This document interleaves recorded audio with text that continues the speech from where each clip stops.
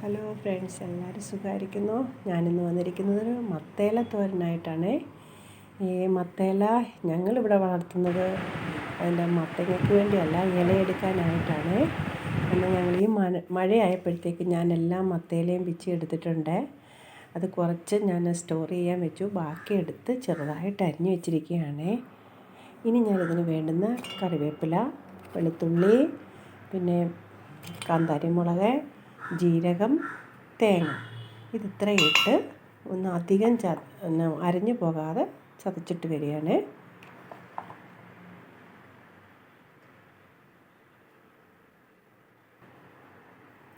നിങ്ങളെൻ്റെ channel ഇഷ്ടപ്പെട്ടാൽ like ചെയ്യുക, subscribe ചെയ്യുക.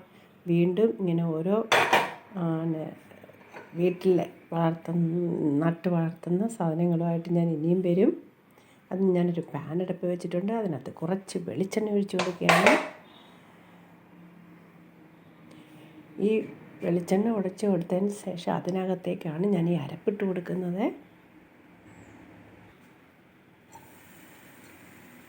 ഈ അരപ്പൊന്ന് ചെറുതായിട്ടൊന്ന് ചൂടായതിന് ശേഷം അതിനകത്തേക്ക് ഞാൻ ഈ മത്തേല ഇട്ട് കൊടുക്കുന്നുണ്ട്.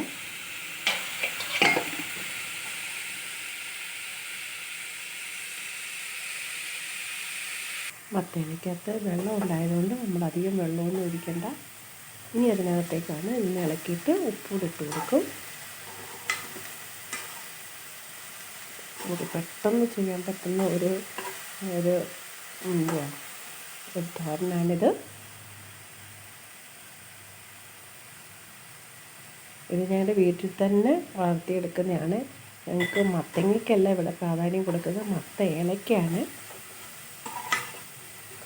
അതുപോലെ തന്നെ ഞാൻ ഈ മത്തേല പിന്നെ മഴയായ സമയം എല്ലാം ഞാൻ പിച്ചിയെടുത്തിട്ട് ഞാനത് സ്റ്റോർ ചെയ്ത് വെക്കാറുണ്ട്. അത് ഞാൻ നിങ്ങളെ കാണിക്കാം, എങ്ങനെയാണത് സ്റ്റോർ ചെയ്ത് നമ്മൾ ഫ്രീസറിൽ വെക്കുന്നതെന്ന്. നിങ്ങൾക്ക് എൻ്റെ വീഡിയോ ഇഷ്ടപ്പെട്ടാൽ ലൈക്ക് ചെയ്യാനും സബ്സ്ക്രൈബ് ചെയ്യാനും മറക്കരുതേ. ഷെയർ ചെയ്യണം. ഇതൊക്കെ എല്ലാം സിമ്പിളായിട്ട് ചെയ്യുന്നതാണ്. ഞാൻ ചെയ്യുന്ന ഓരോ ഇങ്ങനെ പാചകവും വളരെ സിമ്പിളായിട്ട് ചെയ്യാൻ പറ്റുന്നതാണ്.